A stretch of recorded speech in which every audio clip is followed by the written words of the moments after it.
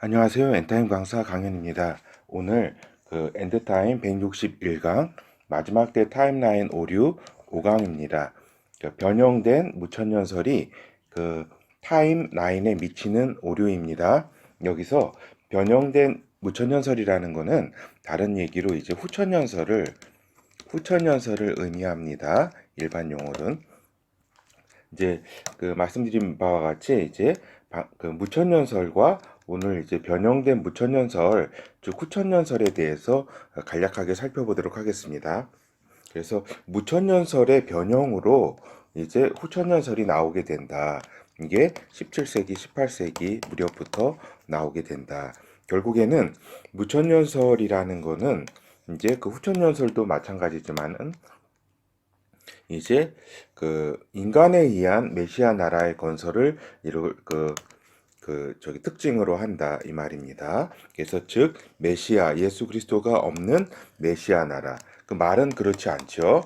말 표면적으로는 이제 그렇지가 않은데 이제 실질적인 어떤 속의 뜻은 결국에는 이제 인간에 의해서 메시아 나라가 건설되는 것이다.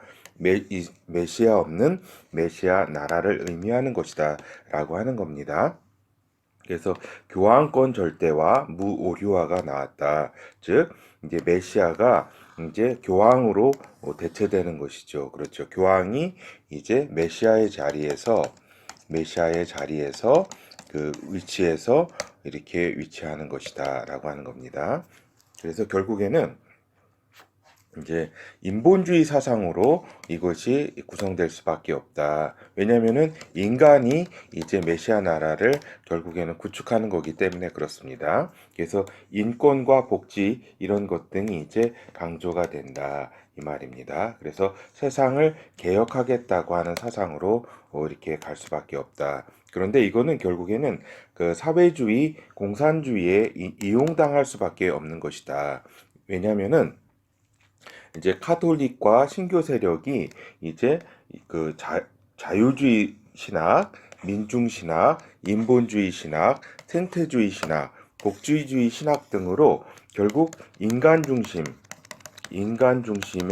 어떤 신학의 흐름 속에서 인간이 건설하려고 하는 사회주의로 귀결될 수밖에 없다. 결국에는 이 사상이 사회주의로 건설을 하겠다는 것이 인간에 의해서 건설하는 거겠다는 것이 사회주의, 공산주의 아니에요. 그렇죠? 결국에는 이러한 메시아 없이 건설하겠다는 이러한 노력은 처음에는 어떨는지 모르지만 결국에는 이러한 사회주의와 공산주의로 이렇게 만날 수밖에 없고 귀결될 수밖에 없다. 왜냐하면은 사회주의, 공산주의의 최고 기본 사상이 인본주의 사상이기 때문에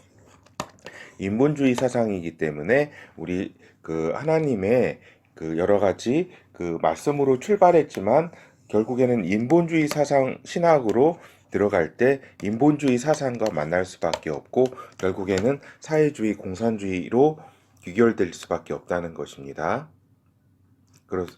그리고 이제 무천년설 이제 대체 신학에 대해 영향을 준 핵심 요소에 대해서 살펴보도록 하겠습니다. 결국에는 두 가지입니다. 두 가지. 무천년설이 이렇게 나오게 된 배경에는 이제 이방인 중심 교회로의 전환이라고 지난 시간에 이제 강의에서 말씀드렸었고 결국 이방인 중심의 교회 구성, 약소국 이스라엘을 지배했던 강력한 제국 출신이라는 거, 그리고 인간적 실력이 이방인이 더 우수했다는 점입니다. 간략히 얘기해서 이방인 중심 이제 교회 구성원이 그렇게 바뀌게 되잖아요. 그렇게 됨으로써 이제 메시아 나라는 없다라고 하는 그러한 흐름 속에서 잘 봐요. 약소국 이스라엘을 지배했던 나라 강력한 그 출신들이잖아요. 이방인들이 알았죠? 로마 제국의 단적인 예로 로마 제국이라든가 이러한 사람들이 인간적으로는 더 실력이 우수한 사람들이었다.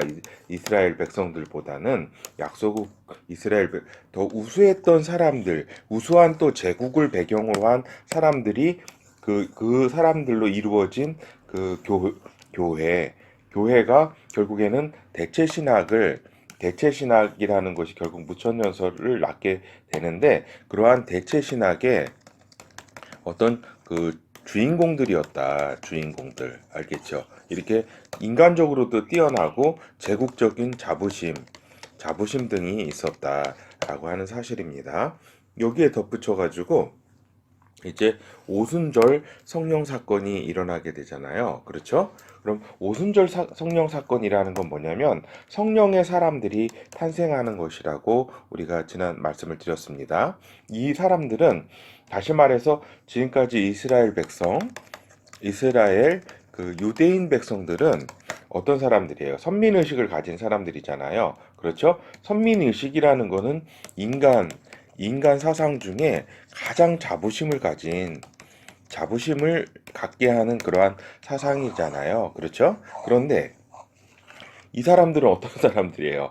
성령을 받은 사람들 아니에요? 성령을 받은 이방인들 아니에요? 이방인 구분이 없지만 일단 성령을 받은 사람들 아니에요? 이 성령을 받은 사람들은 차원은 선민의식 차원의 이건 인간적 차원이잖아요. 근데 성령을 받은 이방인의 그 자부심이라는 거는 하나님의 아들들을 다루는 신학을 배경으로 한 사람들이다 이 말입니다. 그렇죠. 그렇기 때문에 이러한 분위기 속에서 대체 신학이 나올 수밖에 없었다 이 말입니다. 그렇죠? 그렇죠.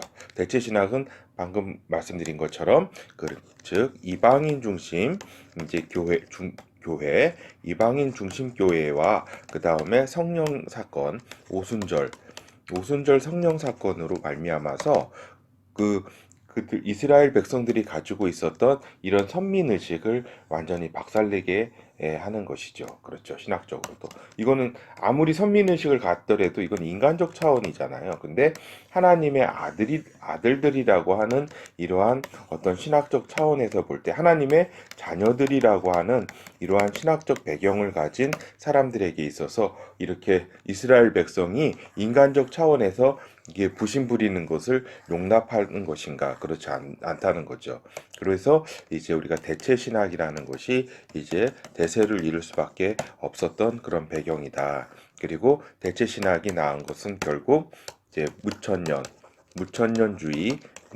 즉 메시아 이제 나라는 없다라고 하는 것입니다. 그렇죠? 그리고 없다라고 하는 것이 직설적으로 없다라 그러는 것이 아니라 그것이 아니라 우리가 영적 이스라엘인 우리가 이제 영적으로 메시아 나라를 하나님 안에서 이루고 있다라고 하는 그러한 논리로 전개되기 때문에 누구도 이것에 대해서 이제 그 당시에는 이렇게 다 여기에 수긍할 수밖에 없는 환경이었다라고 하는 사실입니다. 그렇죠. 그래서 이제 개인화 말씀에 집중하게 된다. 그 성경의 그 말씀 그대로를 이제 바라보지 않고 개인화 말씀에 집중하는 환경이다. 그래서 하나님의 스케줄, 뜻보다는 자신에게 주어진 말씀이 중요하다 이 말입니다. 그래서 하나님의 말씀은 개인에게 집중되고 또 영적 말씀이라는 이름으로 변형되어서 다가온다 이 말입니다. 그렇죠? 그래서 잠시만요. 예. 잠시만요. 그래서 이제 볼 때에 그 오순절 사건을 이제 메시아의 그 임하심으로 대체가 된 이러한 이 오류가 아주 심각했다 이 말입니다. 무슨 말이냐면은 주님께서 이제 육체의 몸을 입으시고 이제 다시 오셔가지고 이제 메시아 나라를 건설한다는 것이 이제 성경의 말씀인데 이것이 어떻게 이제 왜곡이 되냐면 그렇죠. 이렇게 구름을 타고 강림해서 오셔서 다스린다는 건데 이제 오순절 이거는 예수 그리스도의 영이 임하신 거잖아요. 성령께서 임하신 것인데 요 성령의 임하심을 즉 예수 그리스도의 강림으로 대체를 한 것이다 이 말입니다. 그렇게 이해를 하게 됨으로써 모든 것을 이러한 배경하에 영적 상징이라고 하는 이제 그러한 앵무새 같은 되새김을 하게 되는 것입니다. 알겠죠? 그래서 이제 이러한 배경은 오순절 강림 이후 이제 성령께서 인간에게 임하심으로써 그거는 예수 그리스도와께서 다시 강림하신다는 거는 별개의 사건임에도 불구하고 이제 성령 예수 그리스도의 영이 우리 심령 안에 오신 것을 메시아가 오신 것으로 대체했다. 이것이 엄청난 사단의 한수이기도 하고 우리 성도들이 속았던 그렇죠. 굉장한 그렇죠.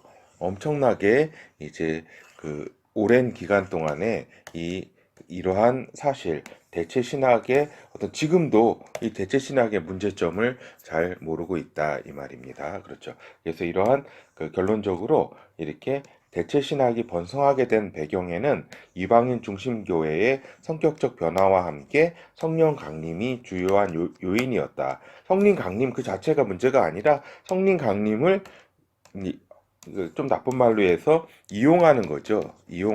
사단이 이용을 해가지고 성령 강림이라는 거를 이제 너희들 성령이 오신 것이고 예수 그리스도께서 오신 것이다 이 말입니다. 이 말은 맞지만은 표면적으로는 맞는 말이지만은 이것이 이제 예수 그리스도께서 육체로 강림하셔서 메시아 나라를 이 땅에 건설하시겠다는 것을 대체했기 때문에 이제 결국에는 속은 것이다 라고 하는 사실입니다. 그렇죠. 그래서 성령, 예수 그리스도의 영이 인간에게 오셨다는 것은 공동체보다는 개인의 변화를 전제로 하는 것이고 개인이 드러나고 강조되는 시대의 전환을 가지고 왔다 이 말입니다. 그렇게 됨으로써 이제 즉 말씀의 개인의 현상으로의 변화가 일상화됨으로써 이스라엘 유대인 언약 공동체에 대한 관심보다는 이제 개인적 차원에서의 하나님을 만나는 문화가 생길 수밖에 없었다. 이것이 어떻게 보면은 긴 기간의 기독교 역사를 이제 어떤 큰 특징이 되었다라고 하는 사실입니다. 그래서 이에 대체신학, 즉 이스라엘에서 이제 영적 이스라엘이 강조될 수밖에 없었고 영적 이스라엘 이제 번성할 수 있었던 원인이었다 이 말입니다. 그 가장 큰 핵심에 무엇이냐, 즉 성령 예수 그리스도의 영을 이제 오해한 이 영을 받은 것이 이제 이스라엘이 이제 폐기되고 우리가 영적 이스라엘이 되었다고 하는 강력한 근거가 되었고 그 다음에 이렇게 예수 그리스도의 메시아 나라가 이 땅 위에 이렇게 직접 오셔서 이루어지는 것이 이제 성령 그분이 우리 안에 성령으로 오셔서 이제 예수 그리스도의 메시아 나라를 이룬다고 하는 약간 그렇죠. 이렇게 왜곡이 돼서 변형이 된 거죠. 그렇죠? 그러니까 성령께서 하나님의 나라를 이루시는 거는 맞아요. 그 개념하고 하나님의 나라를 이루시는 것, 성령께서 이렇게 우리 안에 오셔서 이렇게 하나님의 나라를 이루시는 거하고 또한 그다음에 이거는 이제 영의 어떤 나라를 확장해 가는 거죠. 그렇죠. 하나님의 나라. 그렇죠. 근데 메시아 나라는 이 땅 위에 이루어지는 어떤 육적인 나라인데 이런 것을 이제는 여기에 가려져 가지고 하나님의 나라라고 하는 이 큰 부분에 이제 가려져 가지고 이 부분이 이제 되었다. 이것이 이제 그렇죠. 이것이 대체시나 무천년설의 어떤 이러한 것을 가지고 왔다고 하는 사실입니다. 그렇죠. 그렇게 됨으로써 이제 첫째 부활이라는 것도 이제 어떻게 이해되냐면은 성령이 거듭남으로 이제 이해를 한다 이 말입니다. 첫째 부활이라는 건 뭐예요?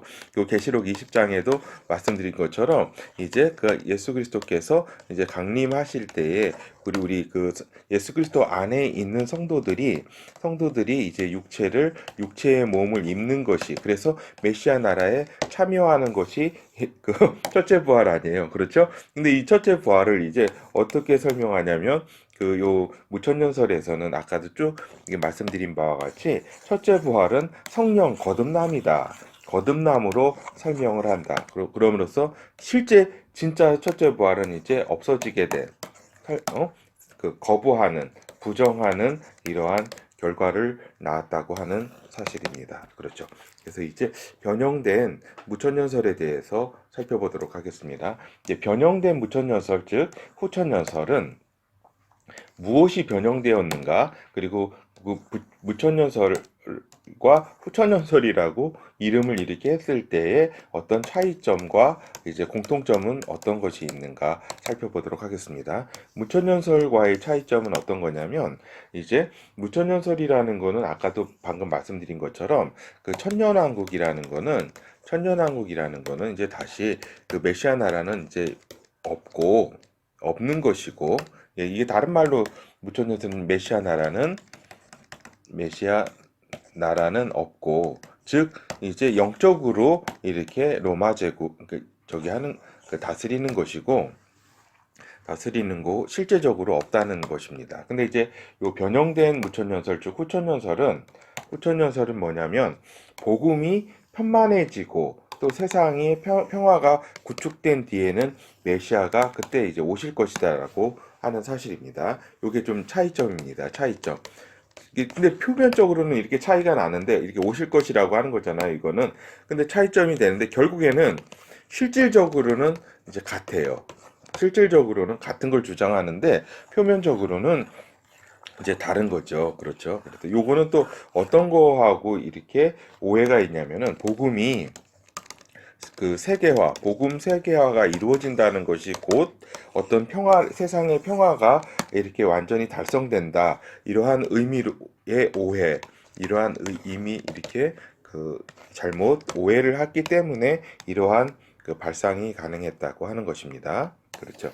무천년설과의 차이점은 어떤 것이 있냐면, 이제 같은 점은 메시아 없는 메시아 나라라는 것에서는 같아요. 영적 이스라엘이다 우리가. 그리고 영적 메시아 나라다 우리가. 요거는 그래서 우리들이 만들어내는 메시아 나라다 이 말입니다. 그러니까 요 부분은 에서로잖아요. 요거는 이제 어떻게 보면 무천년설이죠. 무천년설은 이제 무조건 영적 이스라엘과 영적 메시아 나라를 강조하는 거예요. 알겠죠? 그런데 이제 요 후천년설 같은 경우는 어떤 점이냐면은 변형된 후천년설은 우리가 이제 만들어내는 것에 이제 강조점이 주어진다. 강조점이 우리다, 우리. 우리가 이제 만들어내겠다, 이런 메시아 나라로. 그 영적 이스라엘, 영적 메시아의 나라, 요거는 약간의 뭐라 그럴까, 이것을 이제 그 이런 이제 무천년설의 차원이었다면, 요거는 이제 변형된 무천년설, 후천년설에 대한 차원은 우리라고 하는 점이 강조되는 거예요. 알겠죠? 즉 인간의 희망 가능성을 바탕으로 해가지고 성립이 되었다. 그래서 인본주의 신학이 뒷받침되는 것이다. 즉 메시아가 아닌 인간이 건설하는 메시아 나라의 그 초점이 주어졌다. 이것은 결국 인간의 희망 가능성을 이렇게 바탕으로 하고, 이러한 가능성은 아까도 위에서 말씀드린 바와 같이 복음이 세상에 이렇게 편만하게 전파가 되면은 우리가 인간의 어떤 본성도 이렇게 그 뭐라 그럴까, 그 선해지고 이렇게 그 메시아 나라를 이룰 수 있는 것이다라고 보는 시각입니다. 그러한 그 방향이라고 할 수 있겠습니다. 그렇죠. 복음 전파가 확산되고 편만하게 복음이 전해지면은 이 세상은 평화가 가져올 거라고 하는 사실입니다. 그렇지만 과연 그렇게 될 것인가? 성경 말씀은 그리고 예수 그리스도의 말씀은 그렇지 않다라고 하는 겁니다. 마지막 때는 그 환란의 때라고 하셨고 이제 악이 창궐하는 악의 창궐을 하나님께서는 말씀하셨지만 예수 그리스도는 말씀하셨지만 이러한 시각은 복음이 전파되는 것 저하고 사실은 평화가 세계에 오는 것은 별개인데도 불구하고 그것을 이렇게 오해한 데서 비롯되었다라고 하는 사실입니다. 이거는 또한 과학기술의 발전 시기에 그 변형된 무천년설, 곧 후천년설이 그 태동을 했고 강하게 영향을 받았다. 즉 17, 8세기 과학 발전과 산업혁명의 시기에 이제 인간은 기초적인 그 빈곤 상태를 이렇게 그 탈출하게 되면서 인간의 인구도 늘어나고 인간 그 자체에 대한 어떤 희망을 갖기 시작했다라고 하는 사실입니다. 그리고 합리적인 사조를 비롯해 가지고 이제 영의 세계를 이제 부인하고 이제 물질 세계 중심의 이러한 사조의 영향을 받아서 후천연설이 그러니까 변형된 무천연설이 기승을 하게 되었다고 하는 사실이고 이거는 이제 세계 1, 2차 세계 대전에 영향을 받아서 잠시 주춤거렸다. 이것이 아니네. 인간 이거 안 되겠네 하는 그러한 주춤거렸지만은 다시 한번 인본주의 사상 그리고 다시 한번 인류 물질 세계 물질 문명이 이렇게 번성하게 됨으로써 인본주의 사상이 다시 힘을 얻게 되고 또 초지능 과학 혁명 시대를 앞두고서 다시 힘을 내고 있다 이 말입니다. 그렇죠. 그래서 이제 살펴보면은 결어를 살펴보도록 하겠습니다. 이제 결어는 변형된 무천년설은 결국 무천년설이다. 결국은 무천년설이다. 이거를 변형된 무천년설을 후천년설 즉 천년의 평화 시기가 온 다음에 그리스도가 온다는 이야기가 후천년설인데 결국은 이게 무천년설이다. 이게 설명은 그렇게 하지만 이러한 기간이 천년이 아니라 이렇게 특정된 것도 아니고 이렇게 인류가 이렇게 평화의 시기가 이렇게 계속되고 좋아지고 이렇게 진보된 뒤에 주님이 오신다는 거 아니에요. 결국에는 무천년설 아니 메시아 나라 없다는 얘기예요. 인간이 이러한 노력을 기울이겠다고 하는 이야기입니다. 그렇죠. 그리고 이제 요거 무천년설의 배경으로는 그 아까도 말씀드린 것처럼 메시아 중심으로 교회가 구성이 되고 또 성령 강림을 오해를 해가지고 성령 강림으로 이루어지는 것은 하나님 나라가 영의 나라가 확장이 되는 건데 이거를 이제 이용을 해가지고 이제 예수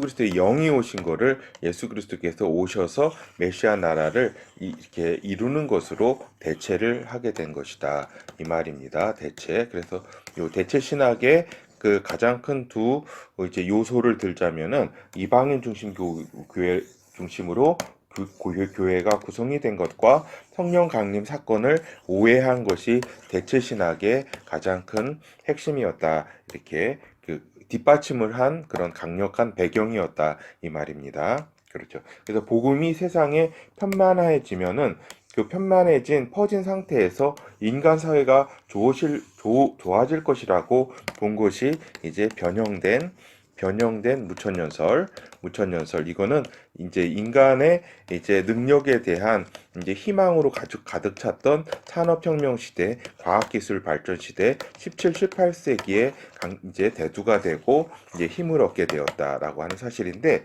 즉 이거는 그렇지만은 마지막 때는 환란의 그 때인 것을 잊게 만들었다 이 말입니다. 그렇죠. 그래서 결국에는 마지막 이제 변형된 무천년설이 이제 그 마지막 타임라인에 있어서 심각한 오류를 범하게 되는 그러한 그 일이 발생한 것이죠.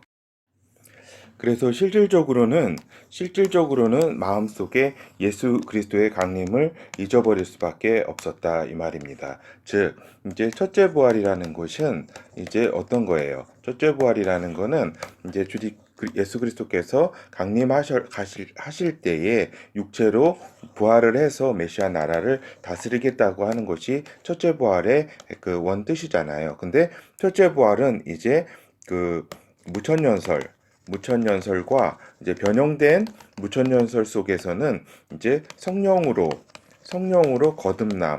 거듭남을 이제 첫째 부활이라고 이야기한다 이 말입니다. 그렇죠? 그것을 성령으로 거듭남.